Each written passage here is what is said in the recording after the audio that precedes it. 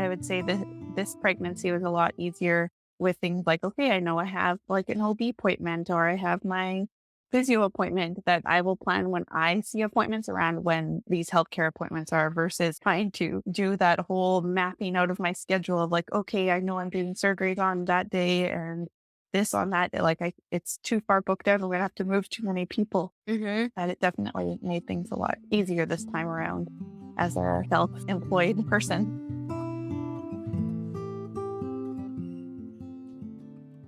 Hi guys, and welcome to the House Call Vet Cafe podcast. I'm Dr. Eve Harrison. I'm a full-time integrative concierge house call veterinarian in Los Angeles, and I help other vets to build their unique mobile practices on their terms. This podcast is for and by house call and mobile veterinarians, so it is meant to give our community a platform to connect, to share our stories, to lift each other up, and to support each other. Most of us work solo as lone wolves, right? So for me, it's been really powerful to be able to physically hear the voices of my colleagues from all over the world and to get a chance to feel that we truly are part of a community of very real other human beings who get it. While you may be alone in that little bubble of your own vehicle when you're on the road seeing patients, I welcome you to join our community by tuning into our own podcast when you're on your way to your next house call. Whether you're a super experienced house call vet with 30 years of experience, you're a brand new prospective house call vet just looking to get started, or you're house call curious, there will be something for you in this podcast. Each episode, you will hear interviews from other mobile veterinarians just like yourself who are doing unique and innovative things, vets who are sharing their stories, their struggles and challenges, and you can also look forward to hearing valuable information and perspectives from specialists and experts outside of our micro niche. And finally, if becoming a house call veterinarian is something that you've been thinking about exploring, or you're looking for some extra support getting your own mobile practice to feel more profitable and sustainable for you, check out the information in the show notes about my course and our above and beyond supportive private community for members only, plus our monthly group coaching sessions within the House Call Vet Academy. You can also check out my free public Facebook group, which is also called the House Call Vet Cafe, the same name as this podcast, and which is a warm and cozy community for mobile vets to support each other in professional and personal development, in creative entrepreneurship, and in friendship. So thank you guys for spending time with me today. Let's dive into the episode. Hey everyone. I am really excited to be back. It's been a little bit of a hiatus, and so I'm particularly happy to have our next guest, Dr. Liz Andree, with us. She's a wonderful person, and it's just a really nice way for me to get back into podcasting. Just like, oh, what a treat to speak to Dr. Liz. So she's here with us. She's wonderful. Dr. Liz is a small animal veterinarian certified in veterinary hospice and palliative care. She operates Sunset Veterinary Care, exclusively offering end-of-life care and in-home euthanasia visits.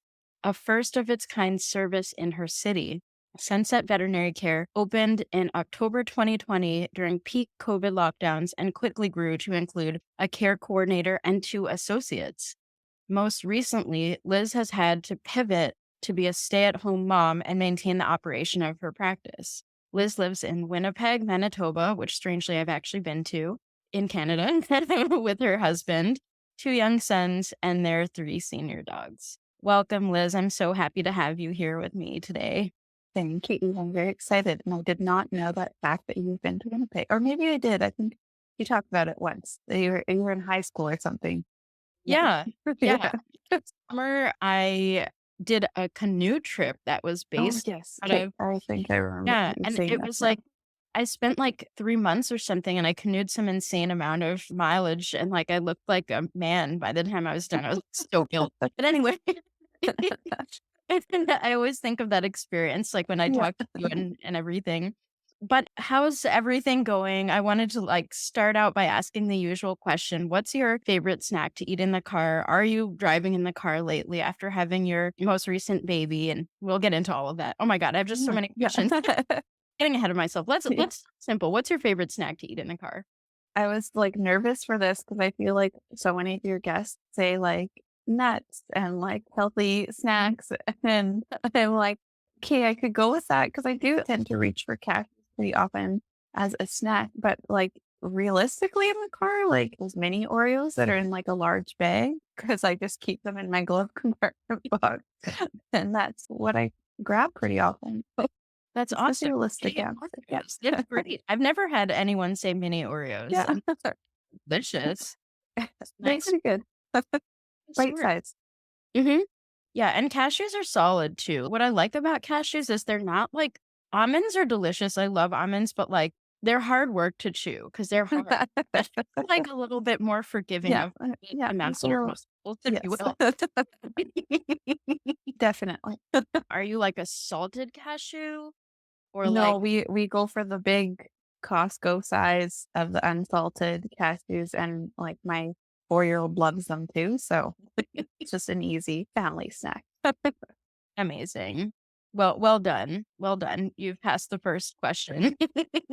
So I'm really curious to hear a little bit more about how you became a house call vet doing end of life work and it's developed beyond just sort of like the solo work that you were doing when I last spoke to you during our interview for the House Call Vet Academy. And so I'm really curious to reflect on that journey again and how you got where you are now.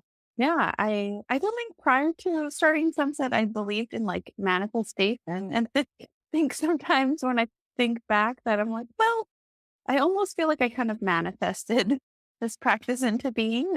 I can think of so many times walking with my husband, with our dogs, and this is prior to us having kids. And I would just like yammer on him about like, well, when I open up this is what it's going to look like, and this is what we're going to do.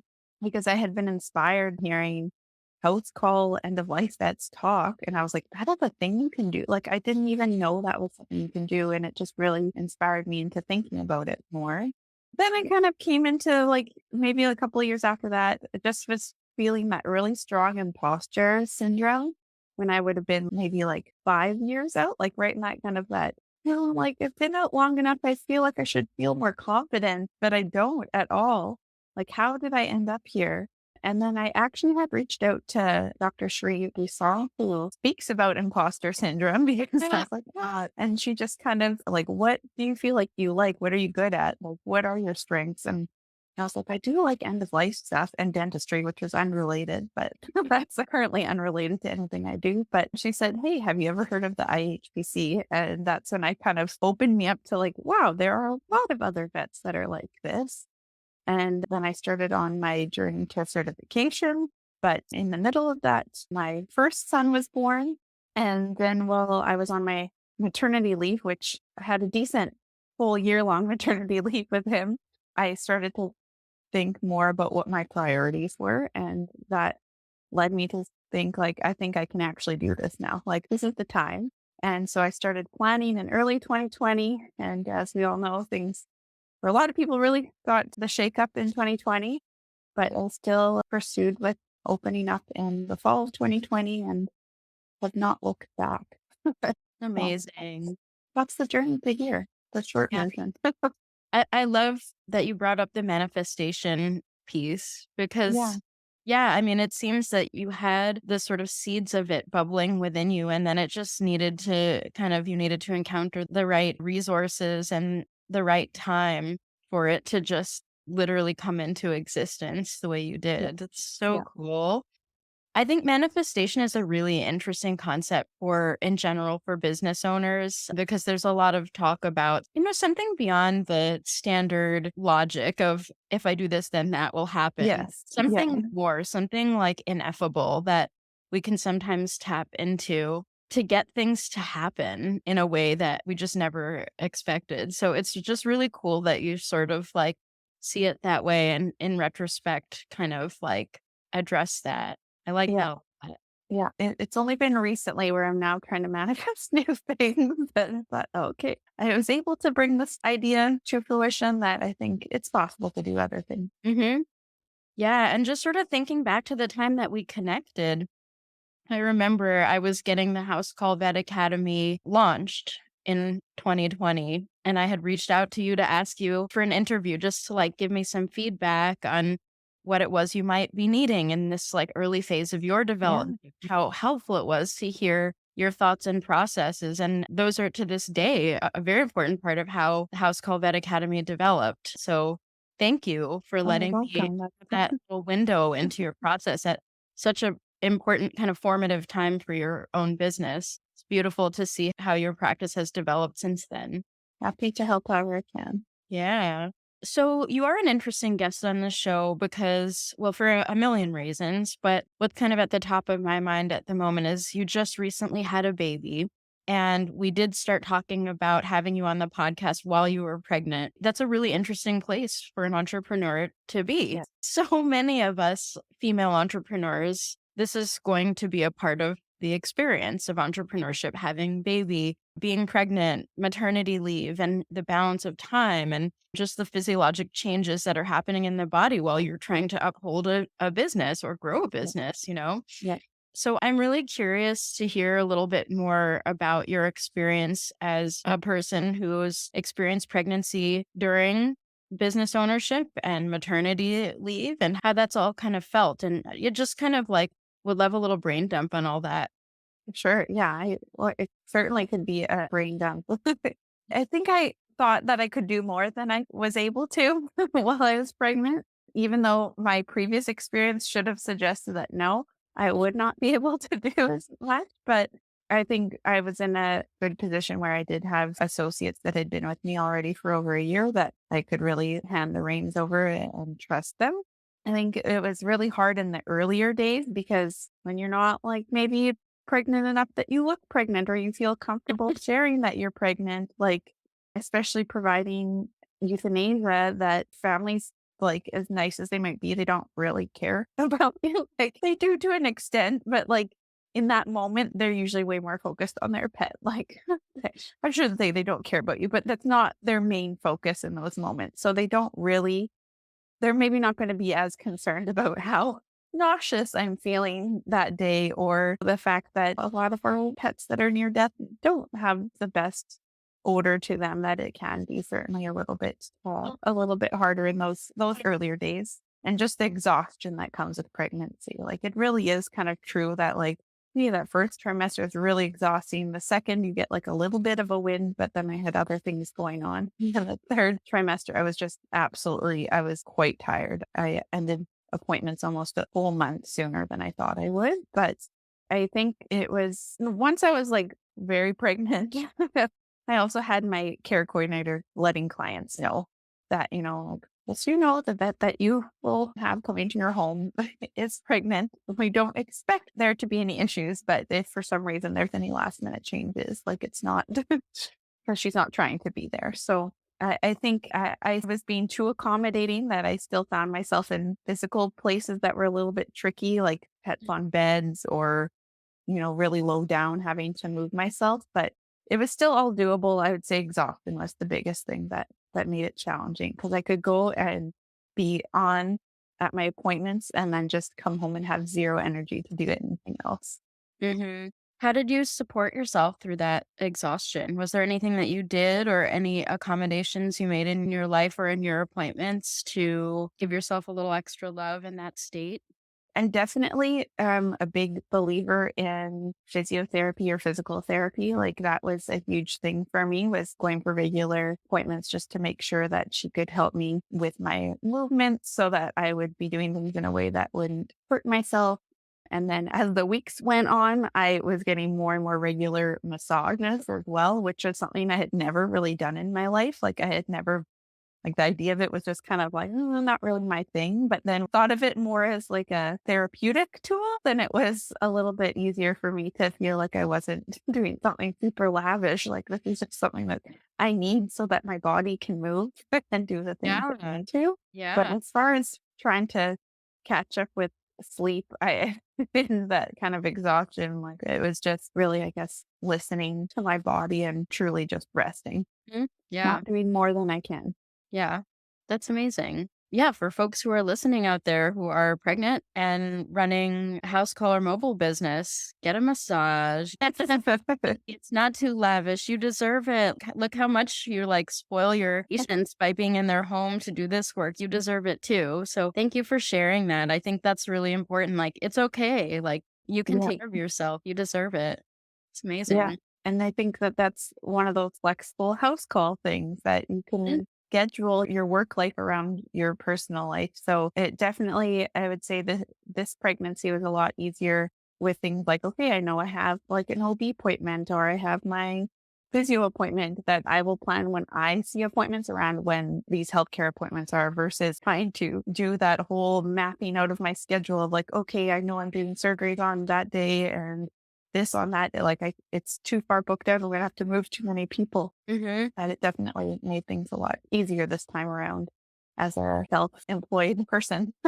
Yeah. Yeah. That's awesome. And then, so you said you had associates that had been with you for at least a year by the time Yeah, all this kind of rolled around.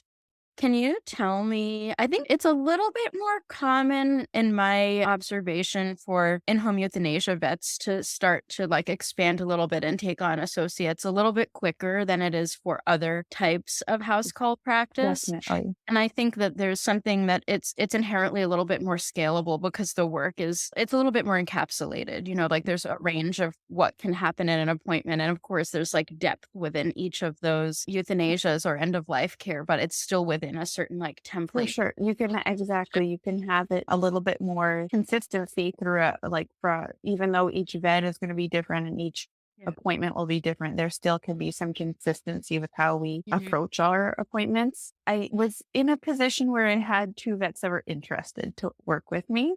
And I kind of think I always felt that I wouldn't be just myself.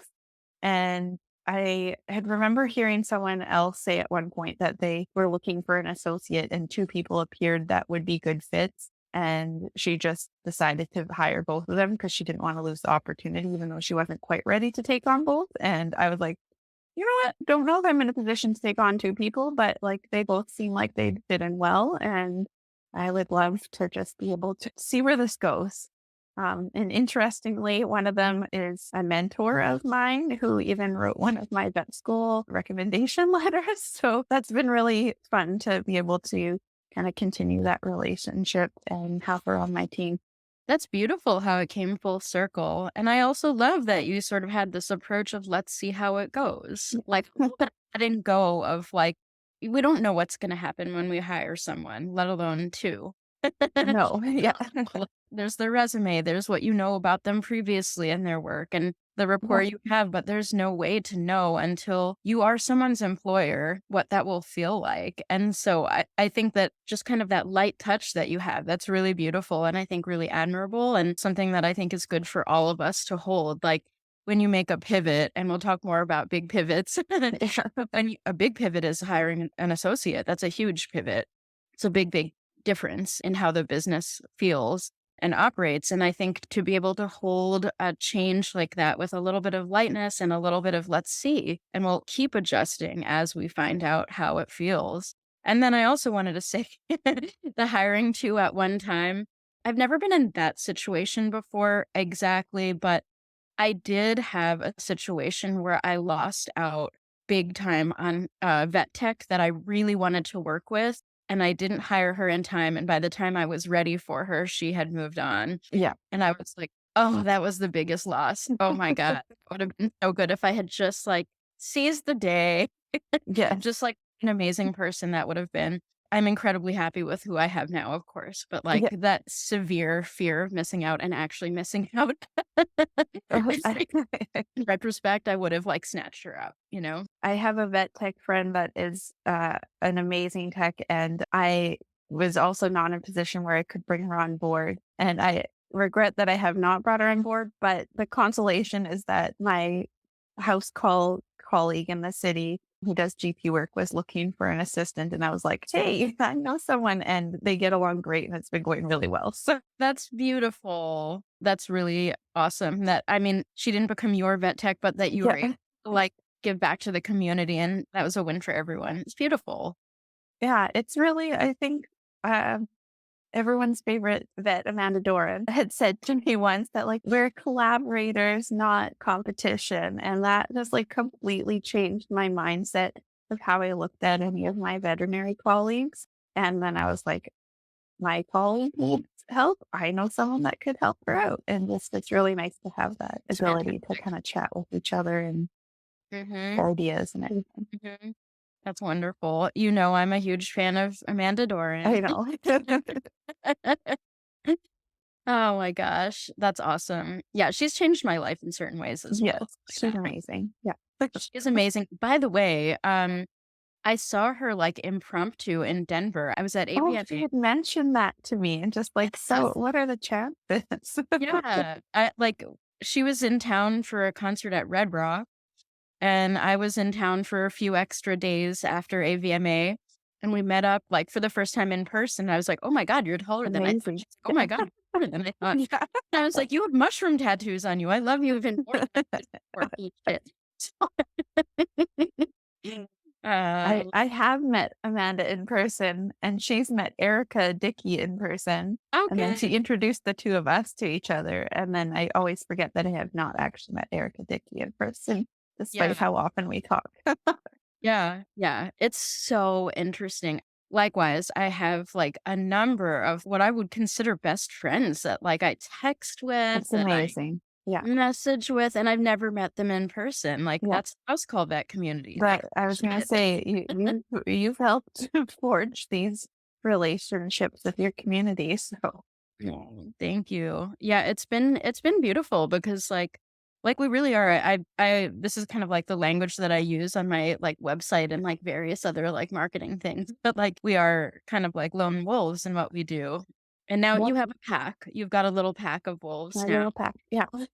which is adorable. But so many of us really are operating as lone wolves. And I think for that reason, it's like a very natural progression of any like shred of connection we can have to each other. It's like so savored and Absolutely. so Yeah. treasured because who the hell else understands this No. very specific thing we're doing, you know? No, Yeah. it's so true. And I think it's still that there is still that component that I do have my little pack, but I'm still the only one that's the entrepreneur part of the pack that Mhm. part is where it's nice to connect with other people in this way that understand that little bit more of the puzzle. Hey guys, I wanted to take a quick break to remind everyone that we have the House Call and Mobile Vet virtual conference coming up in a few months. Most of us work as lone wolves, as we know, so this time of year and this event is particularly special for so many of us mobile and house call vets. Ticket sales are open again for our third annual conference, February 3rd and 4th, 2024. This is a conference when we can actually be together face to face to celebrate each other and to learn together in community. This conference is for us and by us. This is where we get to meet our colleagues from all over the world, connect with our people in real time, learn actionable tips, tricks, and inspiration that is specific to our special micronesia practice. If you're unsure if this is for you, here's what some of our previous attendees have said. Dr. M said, it was 1,000 times more intimate or personal than any conference, virtual or in person, that I've ever attended. Dr. D said, a perfect mix of practical information regarding the logistics of seeing house call appointments and the mental side of house call business ownership. Dr. N said, there were times that I just teared up with emotion to feel a part of a wonderful group and to know that I was not alone in this adventure. You're truly not alone. We're all here with you, no matter what type of house call or mobile practice you have, or even if you're completely brand new to this community. This conference is for you if you're super experienced or if you're still thinking about maybe even if you want to be a house call or mobile vet to begin with. This conference is for you whether you're doing strictly end of life care in the home, whether you do acupuncture only house calls, you're an integrative vet, or whatever type of full service Laboit practice you might have. This conference is for you if you're anything in between. If you can't make it in person, no worries, because recordings are available afterwards for a limited time. Early bird prices are available before January 1st, 2024, so you do get over $100 off your ticket if you sign up before the new year. Vet Techs and House Call Vet Academy participants also get an additional discount off the price through December 1st, 2023. All of the information, including discount codes, is in the link in the show notes. Please reach out if you have any questions, and I can't wait to see you there.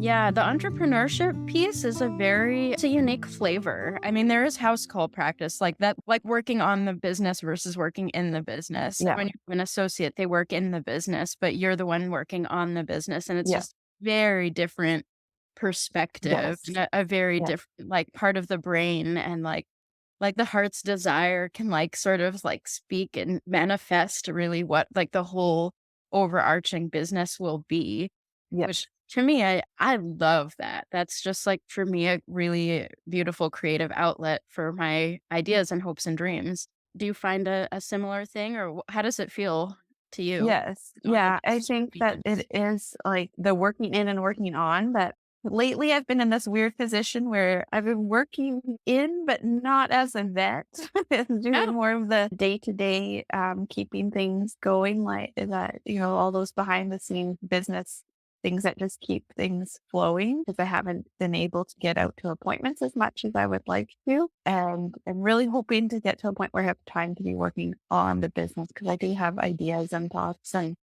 ways that I want things to grow. But it's hard to do that without time to put consideration into it. I don't want to just make quick decisions. I want to be able to have a plan. yeah, yeah. You're a very thoughtful person with your entrepreneurship, I've noticed, and I appreciate that. Oh, I hope so. Thank you. Yeah. Can I ask a little bit, like, how's it going having employees? What challenges might you be able to speak to if there've been challenges, and what would you say has worked, if you wouldn't mind sharing about that? Yeah, I would say that it's on the whole, like, I love that I have other people that are in the team because it allows me to kind of share what I think is such an amazing piece of veterinary medicine with other people that maybe don't want to do all of the business parts that I'm doing. And so I like that I'm able to provide kind of I don't know, an interesting workspace, we'll say, and Yeah, that it can make a difference, even if it's just a really tiny sliver of the veterinary world. I like them as human beings. Like that is kind of great. cool to get to meet other, or I mean, I guess I know them pretty well at this point, but um, I guess like challenges, like it's hard to sometimes remember that you're the boss at the end of the day. That as much as I like it is my vision and my business for how things are going, that I'm pretty easygoing and I take other people's opinions into consideration pretty strongly. But sometimes it's hard to be like, I guess I kind of have to say what I need to say about these situations. So that part gets a little bit tricky. It doesn't come up often, but when those things do come up, I'd say that's the most challenging part. It's just handling any sort of conflicts that may come up while still feeling like I'm being true to my like easygoing Yeah, approach to things. It does help that one of my closest friends is an HR consultant. So she yeah, gets a few calls to just make sure that I'm doing things in ways that are, keeping everybody following laws and being respectful and all that. But yeah, I don't know. I think probably what it comes down to is just realizing that not everybody is me, that how people think and yeah. approach things is going to be different than me. And usually when there's conflict, it's because we've just approached the same thing in different ways, Mhm, but mhm. just trying to figure out which way makes, if it can only be done my way, or if there's a way for me to accept it being done the way someone else would approach it. Oh, that's some really juicy stuff. I think that's really the heart of managing other people in your own business. And to me, like I made a decision to manage as little as possible because it's hard. It's really, really Yes. hard. And like you said, you like these people as human beings. Like one of them was your mentor. Like that's a Yes. special relationship. And like Yeah.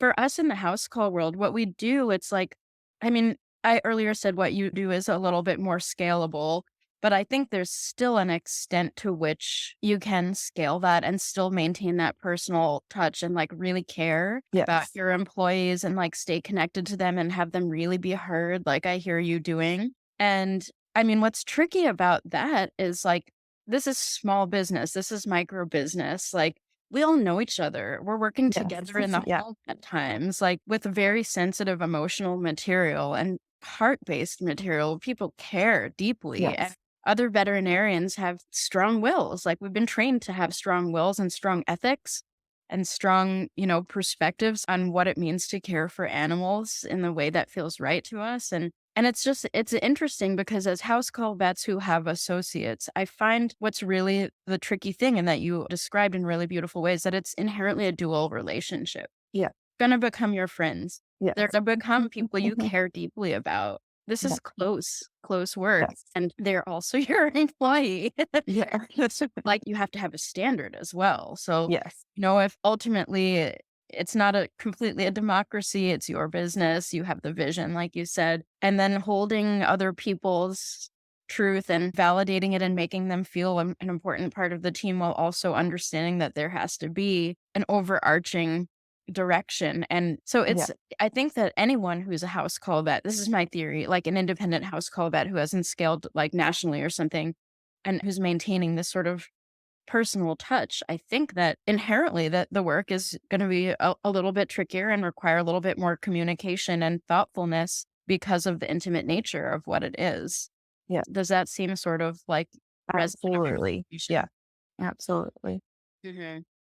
Yeah, and I really admire folks who have the sort of mindful, conscientious look at themselves and that inner looking at how do I hold their needs as well as the overarching needs of the business. I think that's really amazing. Yeah.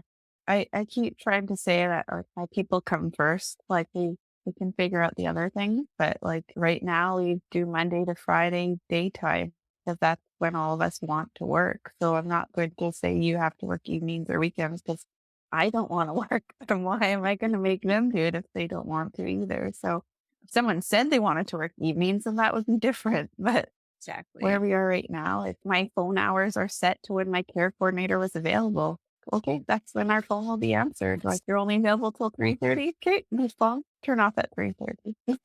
Yeah. That's great. That's amazing. And I am curious also, what have things been like in maternity leave? Are you Yeah.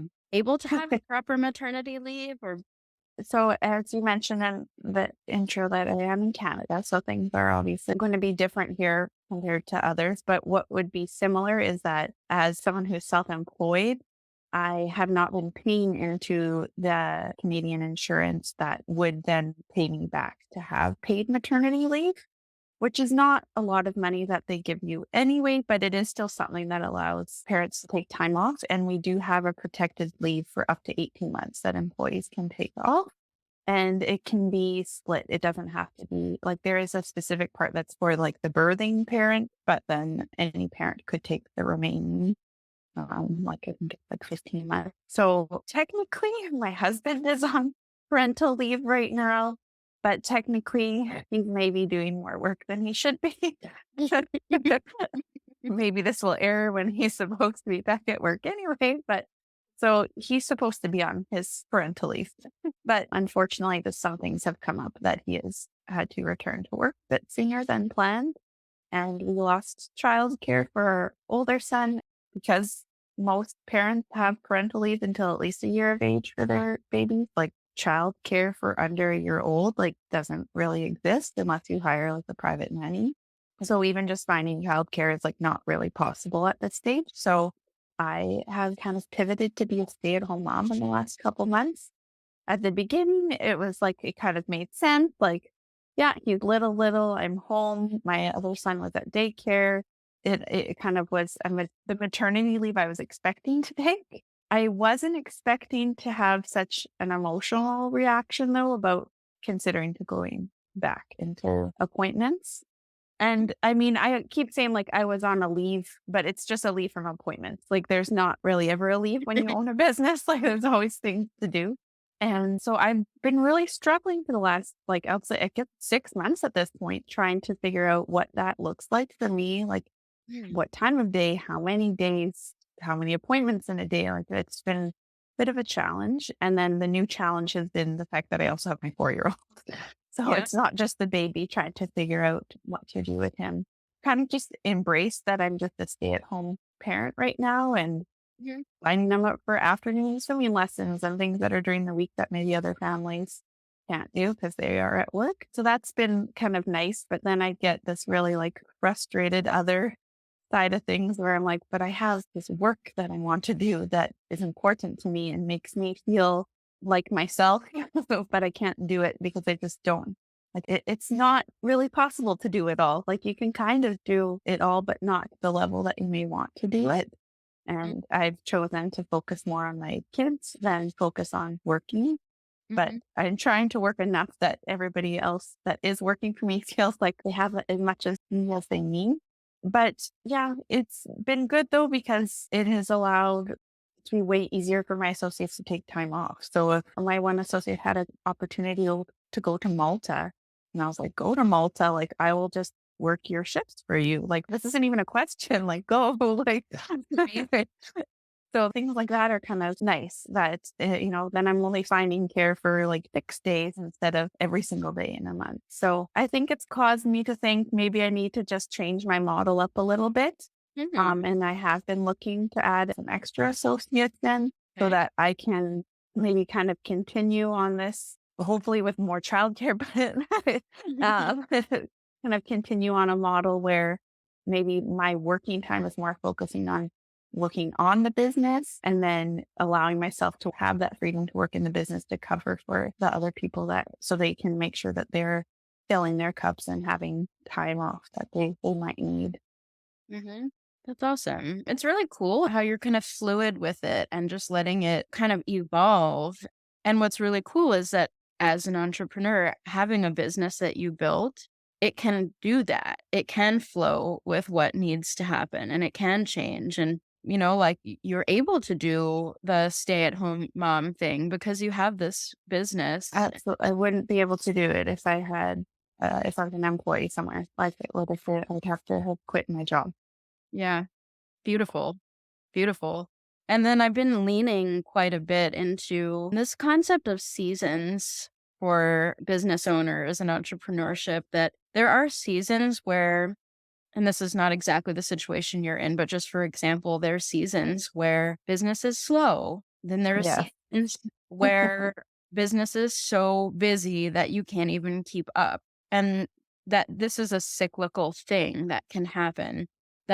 I'm not able to work as much in the business as I want, but I'm working on the business. And then in another season, when your children are a little bit older, you may find yourself working again in the business and just really throwing yourself into the things that Yeah. you do and that, like Yep. you said, make you feel like you.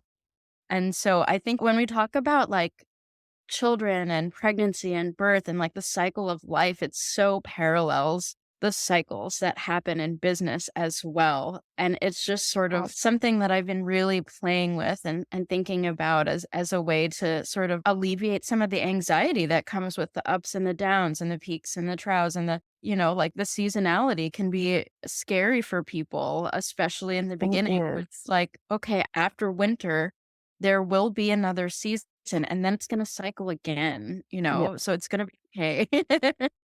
That kinda No, thing. I like that framing of it being that it's season because I don't think I've thought of it that way. But there's a lot of things that are very cyclical or that there are these ups and downs, like you said. And I keep kind of saying that to myself on the days where I feel so frustrated that I'm like, I don't have time to do anything. But you know what? I was at a point before my second was born and before I was heavily pregnant and too tired to do anything, but where I felt like I had a flow, right? That I had Mhm, enough time where I felt like I'm being a present parent. I have mhm. time to do appointments. I have time to work on the business. And I was like, I think I'm just in a hard season of life, and my focus needs to be more on keeping these kids going. And when the season changes, where I can have a bit more time to focus on business things, and that's when my time will go. Beautiful. I love that. It's just awesome that you have the availability to let the seasons be what they are and to kind of move through it the way you have.